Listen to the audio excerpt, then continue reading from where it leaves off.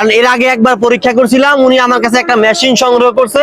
এই মেশিন দিয়া দর্শকপ্রিয় বন্ধুরা চলে আসলাম আজকে আবার আমরা গাজীপুর চৌরাস্তা দিগন্ত গার্মেন্টসের সামনে, অর্থাৎ নাওজুর আগে। এই যে দেখেন বাবাজি এখানে অনেক দুধ নিয়ে আসছে। তা আমাদের আজকে প্রথম আকর্ষণ হচ্ছে 30 লিটারের একটা বালতি। এখানে দুইজন, হ্যাঁ বালতি উপহার দিব।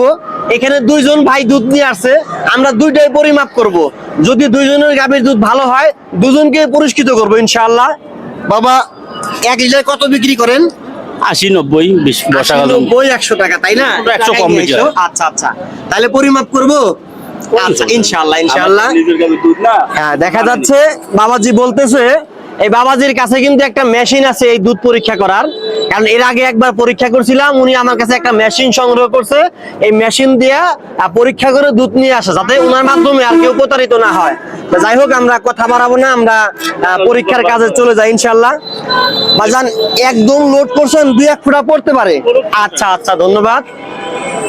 আপনি যে মেশিন দিছেন আমার ওই মেশিন আমার কথা। হ্যাঁ দেখা যাচ্ছে দর্শক প্রিয় বন্ধুরা আলহামদুলিল্লাহ 30% বেশি আছে, অনেক ভালো। এই যে 30% অনেক বেশি আছে ইনশাআল্লাহ, 100% ভালো। বন্ধুরা আমরা একটা পরিমাপ করলাম, অনেক ভালো। টাকা এটা আগায় নিয়ে আসেন ভাই। এই যে আপনার দুধ পরিমাপ করলাম, আপনি তো পুরস্কার পাইলেন। আচ্ছা আলহামদুলিল্লাহ 30 লিটারের একটা বালতি। তাহলে এই যে পরীক্ষা করা ভালো না খারাপ? ভালো ভালো